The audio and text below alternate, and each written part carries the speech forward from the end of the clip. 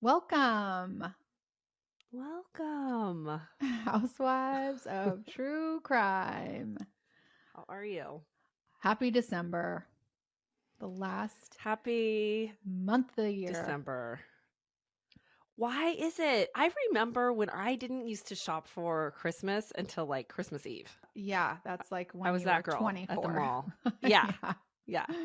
Not anymore. Did you see all these Spotify things lately? It's like the tell us how special we are Spotify edition right now, which is really fun. So you Ooh. should go on our Instagram because people are posting and that we're their number one podcast. So Oh, I if could you use a warm listen, and fuzzy. I know it's As like a long as Merry they're not Christmas. dicks. No, they're Keep that not. to yourself. It's not Right. Christmas seasonal. No, it does not. But thank you all for, if you listen on Spotify, for tagging us and listening and showing us your love. That is real cool. Also, it is a benefit, I think, to listen on Spotify. So you could see like how many minutes you spend on what podcast and music you like and all that stuff. Yeah, it's much more interactive friendly. Yeah. Yeah, it is. Spotify's awesome. So clink clink to the Spotify. Yeah. I haven't told you about all my car troubles. No, I know you've been dying to hear. although I did call you yesterday and your car alarm was going off. Actually, you called me by accident. I Oh, that's answered. a whole other car Y- troubles. Your car My alarm new was car, I going can't off. figure it out. Sometimes I go to like get in it and my key is in the car, it's just in my garage and the alarm goes off. That's what was Like, happening yesterday, I'm assuming. I'm like, I didn't even know that it had an alarm. Yeah, Like, well, it why does. do we really need an alarm anymore? It's so stupid. Dude, the Anyways, Tesla alarm is crazy bananas. Like, you do not want to break into a Tesla. That alarm goes off like gnarly. I just don't think car alarms deter anybody. I don't know if they do either, to be honest with you. Yeah. They just cause embarrassment for me, really. Post Thanksgiving, I went camping in the Mm-hmm. cold. She went to Lake Arrowhead, which is like the mountainous area in California, and it snows all winter there. It snows, but it doesn't snow like you have to go up like a little like 30 more minutes to get to Big Bear where there's like real snow, but it snows occasionally in Lake Arrowhead. Mm-hmm. But there's lots of beautiful outdoor activities, so we're game to go. And so we went. And because we had decided to go so last minute, we didn't have a lot of options. But so I'm game for camping. Except Always, you maybe are. when I am always. Except maybe when I felt the funk coming on at like the end of the day. Oh, before you left. I had a good day there. But Okay. then that night when we got to bed, I actually at the pizza place we had dinner at, I started to be like, Something's I not feel right. the funk. Yeah. Yeah, and it's like below 30 degrees at night. So it's real cold. And I had like the thing where I have to like my nose starts running and you got to like wedge like Oh, tissue up there like it looks like a tampon's coming out of your nose. yeah. I've never done that, but I can imagine it. Oh, yeah. Cuz And I it's like also do not want to camp in 30 degrees ever. So, all of what you you don't when got you going don't have a on, bathroom. In an RV it probably would be fine, but we are not self-contained and I have the no, children who have to get up in the middle of the night and go to the bathroom no and way. so do I. No, no, thank you. No, thank you. No, thank you. Yeah. So in the morning, I woke up just like feeling like butt, so hoarse. It was really early. My husband could not get the coffee maker working. So we're like, We're out of here. okay, yeah. I looked at my daughter in the morning and I'm like, I don't think we're going to stay 2 nights. She was like, you think? I'm like, oh. You're like, you didn't like it that much either, huh? Yeah. I'm like, oh. But anyways, so we are like, let's just go get some coffee, warm up. At least even if we don't camp when we're not, we'll go enjoy the day. Well, couldn't get the damn car started. Oh, Yeah. And we were in my husband's truck because we were towing my trailer. yeah. Wouldn't start. Wouldn't start. No. Then would start and then stop. It was a whole, ugh. Let me tell you, getting a mechanic on a weekend, on a mountain. Like No. holiday weekend, it was a disaster. Oh, God. So we're like, oh my God. And he's just telling me, like, if we get this thing going, like, we're not We're hanging out of out, here. dude. We're going home. We got to get down the Yeah. mountain, 'cause I'm There looking is at no like, coffee. yeah, I was like, I'm going to have to go get an Uber and like rent a truck to like bring it back up here to like get our trailer. I'm like, all Yeah. these crazy thoughts are going through my head, what I'm going to do. Anyways, we ended up getting the truck working and went straight home. And you know what they said it is? What? It's the biodiesel in cold temperatures. Oh, it doesn't work? It don't work. Okay. Well, I am Well, glad. I'm like, Well, but so I said, I have a well, diesel. so it's not real. Yes, but here's the thing.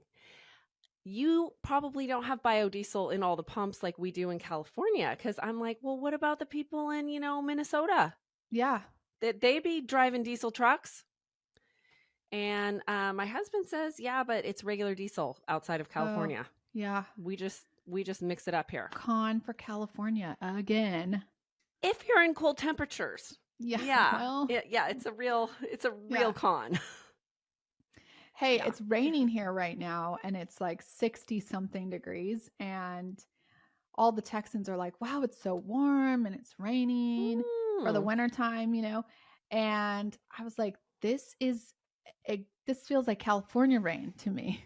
Like everything about Oh. it is like California. I'm still in a tennis skirt, tennis shoes, and a sweatshirt, and it's raining outside. It's lovely. It usually is only like this in like the late spring, but it's not freezing ass cold yet. So I am saying Texas for the win again. Well, it's been so chilly here. I am butt pasty. You And I've got a couple things you to go to, so I got a spray tan. well, And I haven't showered yet, so I probably look kind of funky on you YouTube. don't have I our also got tanning drops. I But also or do you have our tanning drops? I wish I had our tanning drops, but they are sold out even to me. So does everybody else that Then maybe I ordered wouldn't have them. had to go get a spray tan. Yes, they are actually coming. I think they'll be shipping out this actual week. So everybody should get it. Even you, Gretchy, could use them. And that's for 5 crimes if you guys all wanted to know. But we should get to our crime for the day. Okie dokie. Okay, Tab. Today's story is that of Don and Rebekah Mellon. These two crazy kids were not a match made in heaven, more like a match made in the other place, hot place. A couple of very different but both very broken roads that led them together. The Don Mellon we are talking about today is a junior. His father, Don Sr., was a prominent businessman in the Arizona because he owned a whole bunch of McDonald's franchises. Oh, That is like the way to go, I think, it right? really is. Yeah, you're like it's a pretty hands-off deal, I think. Anyways, Don Jr. was lucky enough to get himself all grown up and also become the owner of multiple Mickey D franchises himself. Don married his first wife, Karen, when they were young and in love, and that marriage resulted in 3 children. His daughter speaks really highly about the lifestyle she was brought up in, and her mother both speak really highly of Don, despite Karen expressing that she divorced him because of his issues with alcohol. While him and Karen were going through their divorce is when Don first set eyes on Rebekah. She was new on the Arizona scene and was working at a local club as a dancer. Dawn was a regular at the establishment called Bourbon Street Circus, which I really like that name for a club, right? Yeah. Yeah, okay. Well, according to the Arizona Central Press, he had been a regular at the Bourbon Street Circus since about the time Rebekah was in the 1st grade, because Dawn was 17 years her senior. Mm-hmm. He was known at the club as DJ, and that's what Rebekah always called him. Rebekah did not have a privileged background like Dawn. And I think that factored into how she ended up working as a dancer. No shade if that is your chosen profession, but in the interest of keeping it real, I think we can all agree that more often than not, dancers don't come from two-parent homes with white picket fences most of the time. Most Okay. of the time, no. Right.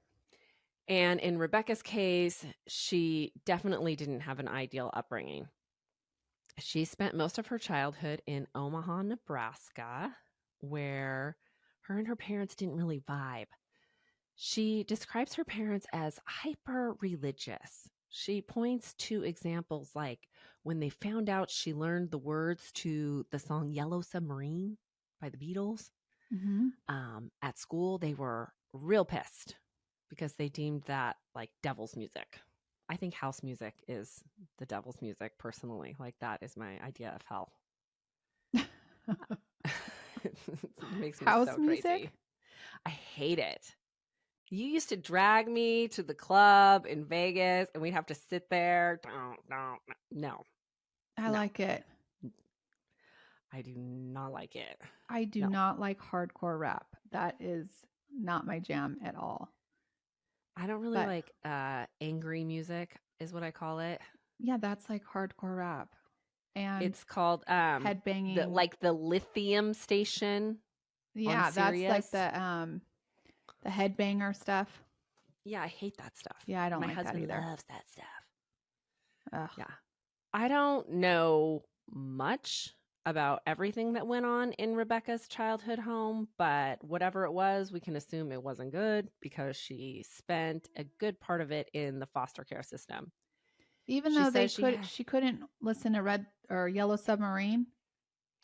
Yeah, I think Weird, right? and I'm like speculating on this, okay? Because she says she had extended stays with her parents, but then would be like sent back to group homes. Mm-hmm. I think maybe she was like running away or being some kind of rebellious. And so they'd like give her up, Okay. take her back. She was too But much for them to handle. but Maybe. that is purely my speculation because I did not read that specifically. That's just kind of what I gathered from what I could piece together. Right. Okay. So she spent all this time going back and forth to group homes where she says that she was perpetually assaulted, which is not really hard to imagine. You hear that all the time, right? Yeah. When she aged out of the system, she moved into the basement of an abusive boyfriend's mother. She feared for her life in that basement. Her boyfriend would hold a gun to her when she talked about leaving him, but she still managed to sneak out in the night and get herself to Minnesota. She says she was surprised to see snow because she thought it was a warm state. uh, She was really sheltered. She really was. I mean, geography was definitely not her strong suit in school. Worse than yours, right? I mean, I think they had her really sheltered. Like, I also read something about like she couldn't even watch the Smurfs. But then it's like the group home situation and like giving her up just doesn't, Yeah, you know, right? it doesn't like all add up together. But, you know, some people are super weird. Insight from Tab. Okay. Okay. So she checked into a motel and she recalls that the woman that worked at the desk told her, you know, girl, like if you're looking for warm, you should go to Arizona. She gave her a little geography lesson. It's true. And that's exactly what she did eventually. But before that, while in Minnesota, she got herself a job at the Mall of America. Obviously, the coolest thing about Minnesota, I think. Mm-hmm. And she got herself a husband who also worked at the mall. Yeah. The barely legal newlyweds had a son together. According to Rebekah, it ended up being another abusive relationship. I can only imagine how hard it was for them to manage childcare for a newborn on mall employee wages. Mm-hmm. And, you know, everything just seems, I mean, just from my experience camping, everything seems more stressful when you're cold. I think it's cold all the time in Minnesota. Like I can't imagine I would lose it. right? It's like you have to put so many clothes on, just the like layers that you have to wear, and then having it's not for me. Yeah. Yeah. And can you imagine the like electric bill? Like kill. Okay. Right. So, to make ends meet, Rebekah started working at strip clubs. She discovered she really had a knack for it because she acquired regular customers who would tip her just so she would sit and listen to them. Not surprisingly, her marriage did not last. When one of her customers gave her $20,000 to go make a life for her and her son in Arizona, she bounced from Minnesota to AZ. Rebekah was 23 now and wasn't in Phoenix very long before she met DJ while she was working at the Bourbon Street Circus.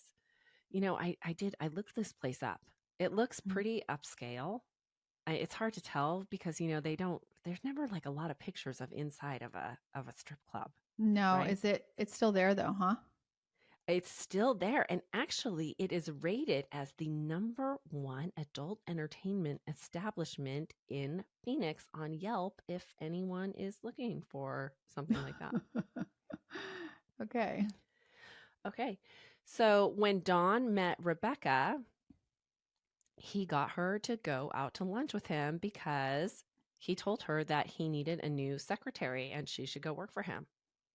So she's probably thinking, like, that sounds nice. He thinks of me as someone who's really, got it together, that makes a good impression. Mhm. But in reality, that's not so much what he was thinking. Oh, Side note, Dawn's a just that, dirtbag. I could just yeah, tell.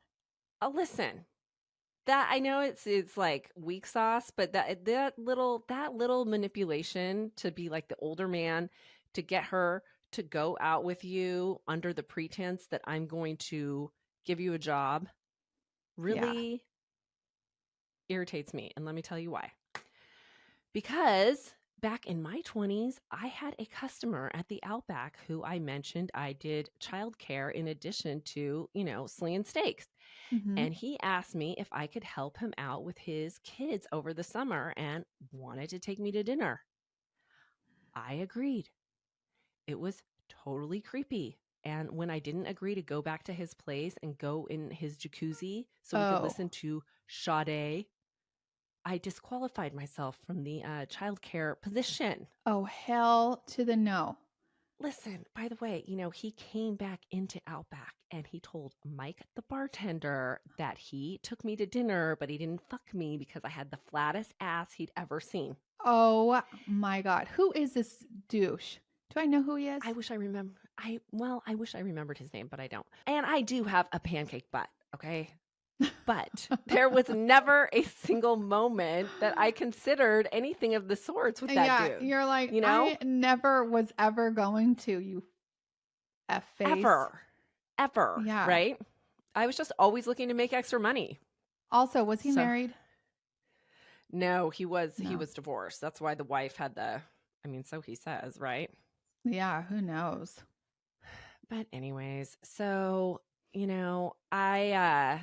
I thanks, Mike should the have bartender, for telling you that. What an asshole, Mike the too. bartender was a dick. He was. He laughed about the whole thing. Yeah, he was kind of a dick. And sorry, Mike. I mean, maybe you're better Not now. I don't sorry. know. Sorry, not sorry. Okay. But when that guy came back in, I shouldn't have like avoided him and been embarrassed about the whole thing. I should have like told him off. Yeah. Should have been like, what are you thinking? Like using your children as bait? Yeah, You know? gross. Totally gross. And since I didn't do it then, I don't know your name. But if you are the old creepy dude who was hanging out at Outback circa 2003 with a maroon PT Cruiser, Oh my go fuck God. yourself. Okay? Ah, You know who you are. I think I do remember now. Yes, he was a creep. And he for sure is listening, by the way. For sure. Somebody tell him, okay? And remember, we actually thought PT Cruisers were cool. I think we like went out to the parking lot to like check it out. Oh, that was right when they first It was came like a out. new. Yeah, it was Yeah. like right when they first came out. Yeah. And it wasn't 2003, by the way. I think it was like more like 2001 or Oh, 2000. maybe. Yeah, 2000-ish. Hmm. Yeah. Okay. Anyways, enough about me. When Dawn told Rebekah the whole secretary job wasn't going to really happen, she started dating him. Oh, She moved in with him right away and they got married and oh. tattooed. Yeah. I guess they had multiple matching tattoos, but Don also had Rebekah tattooed across his stomach, like thug lifestyle, Mm-hmm. the big Yeah. text. Sexy. And Rebecca, I know, right? And Rebekah had DJ's Playhouse tattooed above her Oh. cooch. Oh my God. Yeah. Well, that's funny. But this isn't. Rebecca says it took about 6 months for Don's jealousy issues to come out. Mm-hmm. She tried to accommodate him. For example, he wanted her to quit working at the club, and so she did. But when she found other jobs at like restaurants or retail, he found problems with those two and would show up and make a scene that would either result in her being fired or quitting. Don became physically abusive. This is indisputable. It's on tape. A lot of tapes. Don had a thing for surveillance cameras, which I will circle back to. At this point, I just want to take a second to point out Rebecca's pattern of jumping from abuser to abuser is so typical, right? Part of like Yeah. battered women's cycle is confusing familiarity with love, which is why abuse becomes really a magnetic force in their struggle to detach from it, Yeah. It really sucks, obviously, for her, but also her young son. Remember, she's got him with her. Yeah. Yeah. And he wasn't the only child that was involved in this dysfunctional picture. Remember, Don had 3 kids. One of his daughters gave an interview and describes thinking Rebekah was really fun when she met her. Don's ex-wife, not and still isn't a fan. She's got some beef, some that sounds logical and some that doesn't. Ex-wife Karen says that Rebekah took her daughters out egging houses. I mean, it's not good to promote vandalism with the youth, right? Stick to toilet paper if you must. She also says the amount of alcohol they consumed was extra. I get that as a concerned parent, sure. Mm-hmm. But what a much worse offense of Rebekah's is that she says Rebekah showed her daughters a photo of her performing oral on their daddy. And Oh that God, is real please. offensive. Yeah. Yeah. So I am with the ex-wife on that. But I still have a lot of issues with her because she blames Rebekah for Dawn being abusive. She says that when her and Dawn were married, he never laid a hand on her, and that Rebekah antagonized Dawn to the point that he became physical with her. She says from the moment they met, he became this DJ character, like Rebekah called him. And, just to dissect her point of view a little, I mean, it is possible that Rebekah antagonized Dawn. I mean, I've seen that. You've seen that. It Mm-hmm. absolutely, it absolutely happens. In toxic relationships, that whole cycle is a mess. But just to be clear, it doesn't matter how antagonistic someone is. You don't get to abuse them. You just No, don't, Yeah, you it's can not leave. yeah, you can leave. Yeah, so there's a video where Don drags Rebekah by the legs and throws her into the pool after he kicks the cat. There's a video of Ugh. him hitting her and then dumping a bottle of water on her. It was so humiliating. And those kind of incidents went on for years, apparently. In the last year of Dawn and Rebekah's 7-year marriage, the police were called to the house 21 times for domestic abuse. On one occasion when Dawn was arrested, it says in the police report, Rebekah told officers, "You have no idea what you did to me. He's going to kill me now." She says that her fear of him killing her had recently escalated because the latest threat he had for her was that he was this close to calling a hitman. He said that he knew a guy that would make it look like a robbery, and then he could be done with her. On the evening of July 31st, 2012, Rebekah's son was away at a sleepover, thankfully. Don was in the living room and made a call to one of his daughters, asking her to call him back. But before the call ends, you hear him say on the voicemail, "Hey, what the fuck?" And then there's a shot. Mm-hmm. Yeah. And Rebekah was the shooter. Oh. The incident was not just caught on voicemail, it was also caught on the surveillance Tape, right? cameras in Yeah. the house. Yeah. That's what I would have thought. Right. Yeah. So she shot Don a single time on the side of the head, and then he collapsed.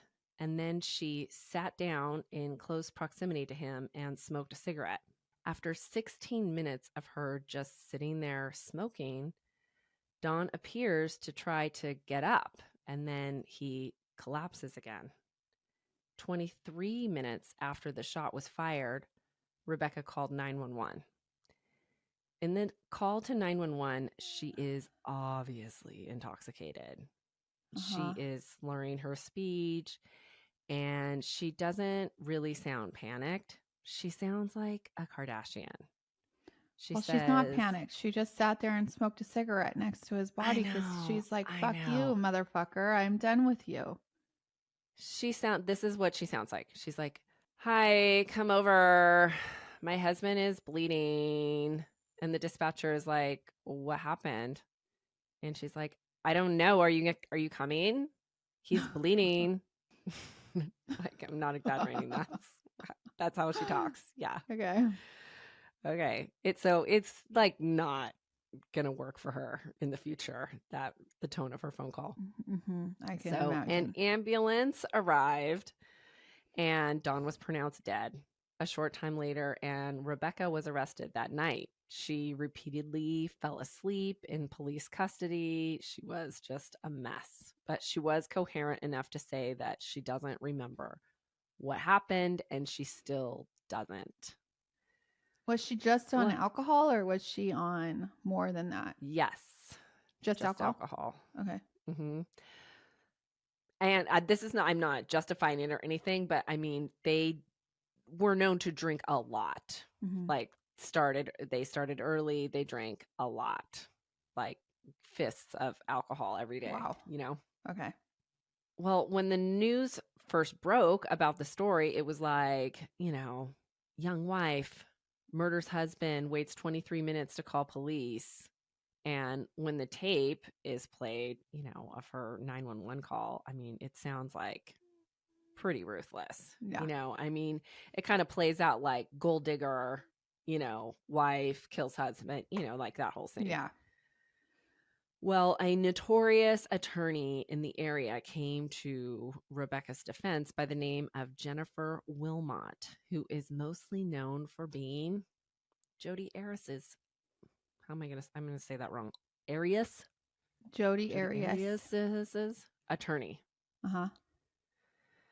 It sounds like she was all revved up to take it to trial. She sent Rebekah to a psychologist who diagnosed her with battered women syndrome, and she reviewed all the surveillance video from the house, which shows, clear-cut, unprovoked incidents of Dawn's violence. Yeah.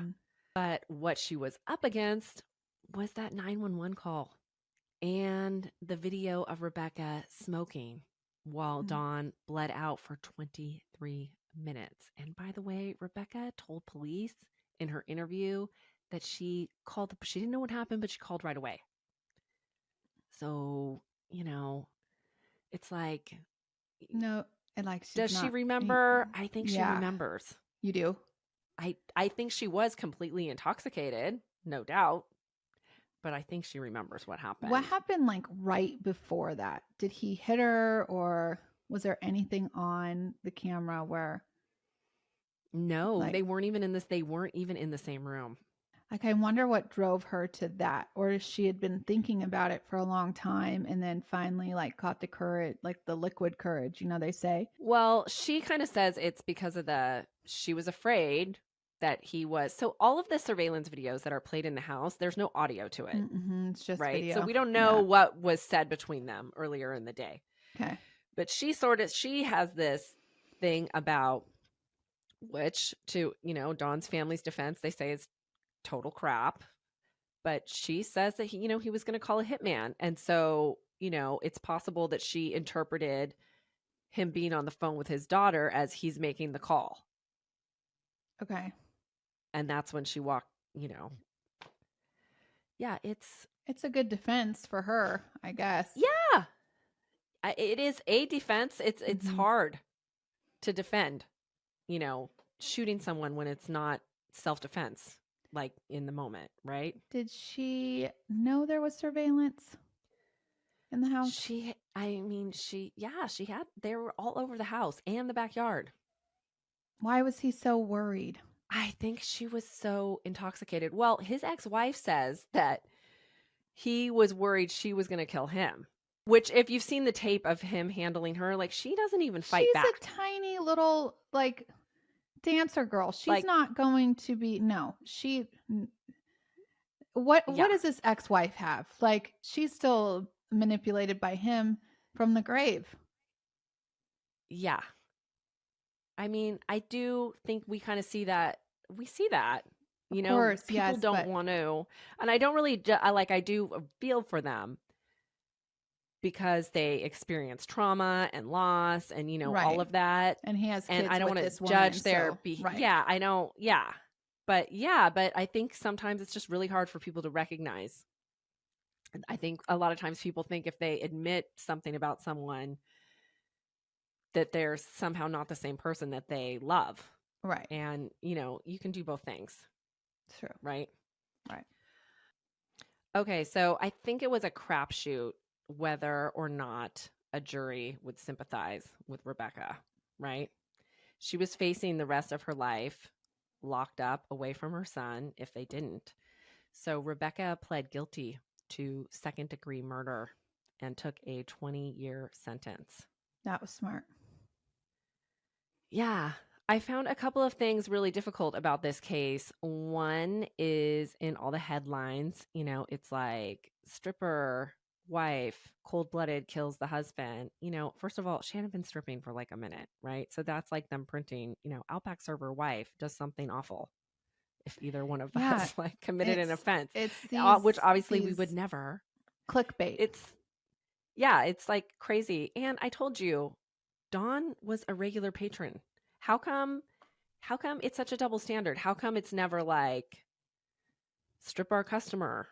Like whatever. Like, I mean, what is I'm not judging either one, but like what is worth being a regular customer or making a living? Hey, listen, this is what I think they're both the same. This is what it I don't should care have said. which one you do. It should have said douchebag Dawn, wife beater, gets killed by his abusive wife, who may or may not have been a stripper in the past. I don't know. I mean, want to throw that in there too? So. Fine. No. But it's hard. I think abuse is awful, and it is. I think we have a big problem in this country, and probably other countries as well. But I know more about it in the United States. But psychologically, being abused puts crazy shit in your head, right? And Yeah. I think that sometimes you just can't take it anymore and you snap. Yeah, I think she snapped. And she snapped. And she smoked a cigarette and she sat by him probably thinking like, that's the last time you're gonna hurt me. Yeah. And I'm not justifying that. But I think the other difficult part of this case is Dawn's family, playing the blame game and justifying like his violence against her. Like that is it makes me just like cringe so much. I don't think that serves anyone, It And doesn't. it's also difficult to think about the fact that her poor son like witnessed all of this, It's and awful. now he's on his own. I mean, I don't know how he deals with it. Hey, I did what year some was web this? sleuthing. 2012. Okay, so she's gonna be out. She's probably already out. 2032. No, 2032. Why 32? No, she'll be out 20-year soon. sentence. Yeah, but she'll be out soon. Okay, well, I looked her up today. When is her parole So date? she doesn't have parole. It just says 20 years to expected release date is 2032. She'll get out sooner. Okay. But she's already been in there for a minute. Yeah, 10 listen, years. I'm fine with her Actually, being released now. 11, going on 12 years. 12. Yeah.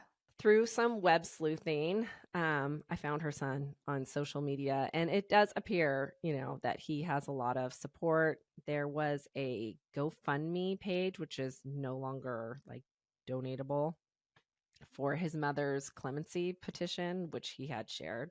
Mm-hmm. And so, I hope he's like in touch with her and everything. Yeah. It appears so. As for Rebekah, she is at the women's prison in Goodyear, Arizona, Mm-hmm. and which is like, I mean, I've driven by this prison multiple times, and I think this is like the fourth person we've covered that's at that prison. Do you want to stop by and I want to know if say they're hi to all friends. of them? Yeah. You should. One of these days, right? Okay, well, so her scheduled release tab is 2032, so we'll see. Okay, on the upside for her, she was bleach blonde before she went in. And I say that is what will keep me out, right? Yes. Like, That and mousy Botox. brown hair does not work for me. I cannot be going to prison. No. No. Okay, but it is working for Rebekah. I think she looks better. Well, sometimes that bleach blonde does not work well with everybody's skin tone. So I agree that sometimes the darker hair, what color is it? Is like dark brown? Yeah. Yeah. She's got a darker she has like a olive complexion. Yeah, now. that works. That works. And what color eyes? I can't recall. Okay. I mean, I think they were light. But yeah, dark hair, light eyes always works. Yeah. Okay. So I looked up her records, right? Mhm. Saw her most recent mugshot. She had like 20 something infractions. Oh, that's a lot. 2007. Yeah, it is. Yeah, since she might stay in 2017 longer. when she entered. Yeah. They are listed as minor. Like but what? let me tell you. Well, it doesn't say exactly what they are. Okay. It just says discipline, whatever. Yeah. Right? I mean, that's all I could get offline. You can look it up for yourself. Sometimes on the Arizona page of corrections. It just depends on what prison it is, but some of them actually tell you what they've done. Some of them don't tell you anything. It's all state by state. Yeah. I love it when they tell you everything. Okay, so in her latest mugshot, she's got a full beat. Okay. So I'm thinking that the infractions have something to do with cosmetics contraband. She has a full what? You know how they say a full beat, like it's a full face of makeup, full face tab, all kinds of makeup on. Okay. Glam is on. How? I'm telling you, I'm thinking that's why she's getting the infractions, because she is getting the cosmetics snuck into her. That probably because is. I have watched all those shows. I know how they do with the, pen, the magazines, and the pencil and listen, I'm like, no, this is not that. This is good. Otherwise, when she gets out, she needs to start a TikTok about how to do prison makeup, because I think she can make a lot of money. Okay, so I would be like, I would want that makeup too. I would be getting the infractions also. Because if you can't get Botox and you can't get your hair done, then you have to use some sort of makeup.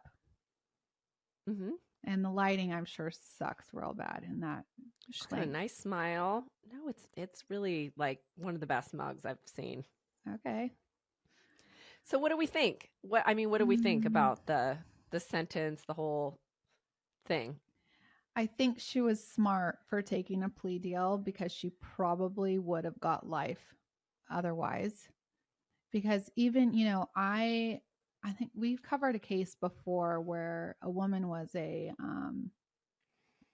sex worker and she killed the guy. Remember, she like reached over and killed him after he was doing something to her, abusing her, and she got life in prison. And it's like, dude, she was just, I think she was self-defense. But, I don't think people are going to buy the cigarette smoking. Well, I think that is interesting. Yeah, because the judge in this case really like read her the riot act. Mhm. Like at the end, even though you take a plea, like the judge Yeah, actually hands you your right. sentence, And she like went off on her about sitting there for, 23 And minutes, it was a woman blah, blah, blah. judge? And here's the thing I think about going up against a jury if your defense is going to be something along the lines of, you were perpetually abused, is Mhm. in all those jury questionnaires, they're going to say, Have you been were you abused? abused? Yeah. Have you been close to someone abused? And if you haven't been, you likely don't get it. Oh, right. So you're not going to Oh, sympathize. So that 100%. defense is not going to work, I have right? talked to plenty of people and one very close person to me that has never been around people that have been abused, or like, it hasn't even been So in. they think. Oh, So they oh, think. 100%, but they don't know, right? So Mhm. they have no personal experience with it. And when I explain how somebody could feel after they're abused or how they could keep going back to that person, they don't get it. Like, they're like, that just Yeah. doesn't happen. Or, for instance, I know of a really abusive ex-husband that was totally manipulating, and he is the nicest guy in the world to everybody else. And people are like, it couldn't happen. He could never be like that. I And know. it's like, dude, you just like You just don't you know. just don't know. And I I- I know it can happen. I mean, I've seen it Oh with my my God. very own eyes. You know, in the wise words of Christina Ricci, who was like one of the few people who spoke up after the Danny Masterson Yeah. conviction, you Yes, she know, did. there are lots of guys that, we can know and love that we've been friends with forever that have done really bad things. It's true. It's true. It's true. And you do not know what goes on behind closed doors, you know? 100%. So I think it's a bad situation that turned worse. It's just And, really sad. you Yeah. know, that guy obviously didn't deserve to die, but he also should not have been abusing anybody ever. Yeah. I So mean, if we're going to say that she antagonized him to hit her, I mean, couldn't you say like he antagonized her to shoot him? kill him. Yeah, I guess. I mean, I don't want to It say either one, No, but yeah, but but right. but if you are going to say that, It goes I both mean, ways. yeah, it does.